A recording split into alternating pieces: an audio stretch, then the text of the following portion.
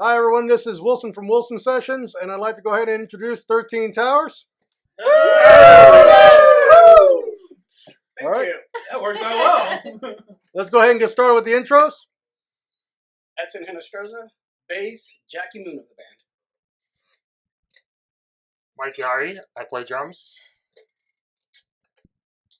My name's Jack Philippum. I play guitar. Daphne Cashin, saxophone. My name's Coy Ropes. I play the trumpet. Darren Frazino, trombone. James Tucker, vocals and guitar. All right. So I want to go ahead and start off with some quick questions about the intro or the beginning of the band. Who are the founding members? Right here. Okay, so give us like a quick backstory on how everything actually came about. Craigslist. It was amazing. That's step one.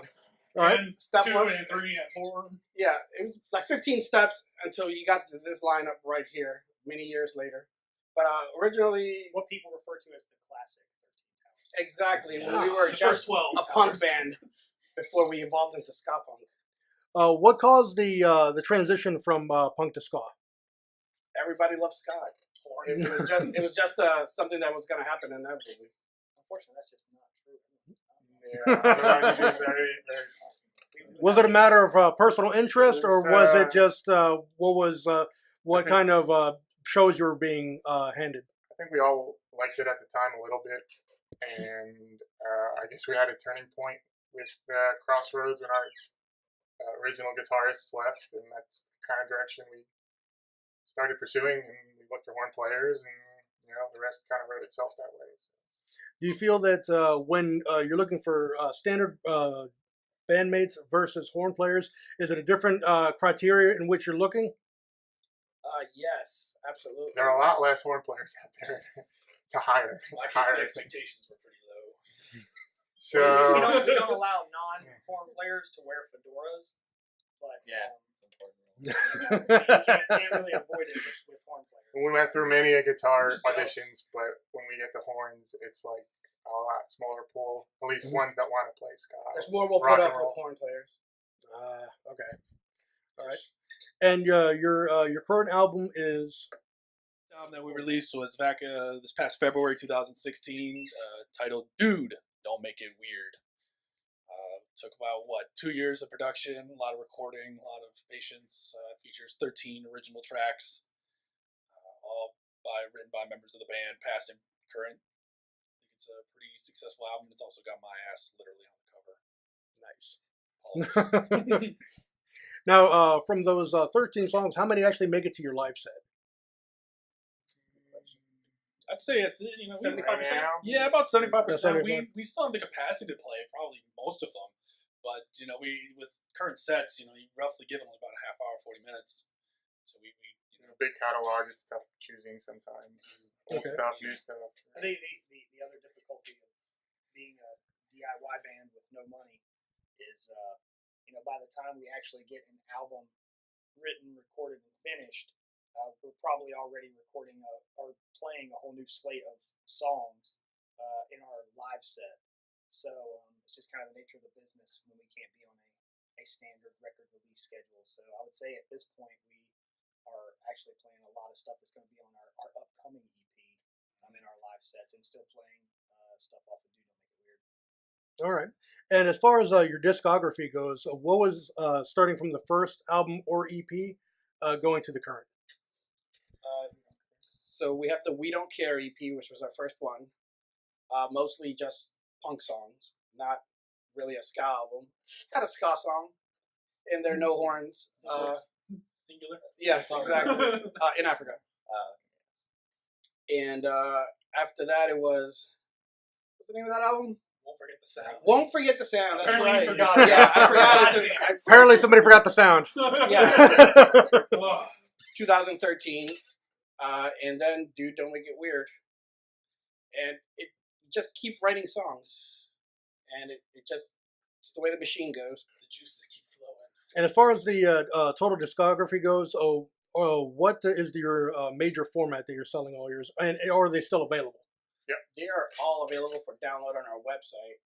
Which is www.13towers.com. all right. Spell the 13. Spell the Not 1 3. And we're also on Facebook. MySpace, That's still around. Friendster. Twitter, yeah. Friendster. Napster. Kazaa. Is Kazaa still a thing? Look us up on Adult Friend Finder. But we have CDs and digital, so those are both of the formats. You can pick them up. Okay, and for your next venture, when you get ready to start recording and get ready to release your next album, are you planning on trying different types of other formats or staying with the ones that you've been using? We haven't really debating it right now. decided exactly if we should go strictly digital. Mhm. At the moment, I mean, you want to be nostalgic and you want to have physical copies for people.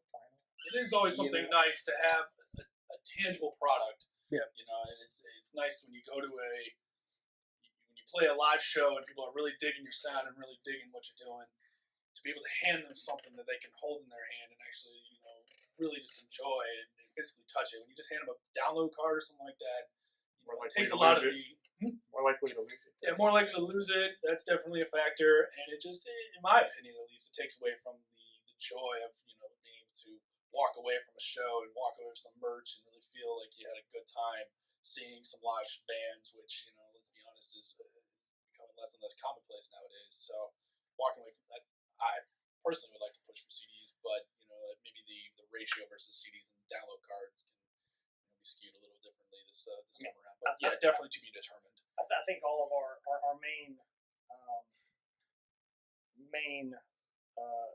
channel of distribution still remains all of the online distributors, iTunes, Google Play, Spotify, all of those places. I mean, that's just how people buy and consume music. So. True. And if we get maybe 30,000, 40,000 more streams on Spotify, they'll cut us like a $5 check. Hell yeah. Pennies on the pennies. Yeah, but we need to get up with Taylor Swift's people and see what kind of deal she's getting. We did That check was it out first. And I've heard it through the grapevine that there is a fest coming soon. Maybe a. Yes, actually. That's actually, it's not coming soon. It's going to be It's Memorial a Day. while away. Okay. Next year, it's going to be the Supernova International Ska Festival in Fredericksburg, Virginia. We're very excited to get on that. All right. A lot of big bands. I think They're going to be announcing soon. I'm not supposed to say anything, Yeah. but we can let you guys know that we'll be there. And a lot of bands. Follow us, you'll find through us. A lot of bands that It's going to be a 2-day event ska at bands the fairgrounds. And tickets will be on sale soon, so get on that. Through the website, through independent channels. It's going to be mostly through the Supernova International Ska Fest website, at Facebook page, as well. Just quick look on the Google machine, you'll be able to find it. All And right. while we're not at liberty to say who all is going to be on it, it's definitely going to be the biggest show of this band's existence, I believe. Absolutely. For us. And probably for all of those other bands too. They're going to be so honored to play with us. I can't wait to let them see it. Speaking of other bands, since we have a lot of younger bands that are coming into this type of music, how do you feel when you get up there and you're actually playing with some of these other bands? And what other kind of advice would you be able to give them as far as bringing them into the fold? Drink water before you play. Stay hydrated. Stay For hydrated. sure. Limber up. Remember, Yeah. Or just get a real job. Yeah. I think that's the best advice. gotta follow your dreams. Overall, though, speaking of myself, and I'm sure I speak for the band, I love playing with new bands. I love meeting new people with different takes on the genre. Hearing their sound and being able to kind of compare notes and just enjoy what they've come up with. We definitely made a ton of friends on Yeah. the road Oh, hell and yeah. locally with just a revolving door of bands that this area puts out. But I like playing with new bands, and then it's always nice to come back around and you see them again. You kind of see where they're at, how they've progressed as musicians, and kind of tuned up their sound.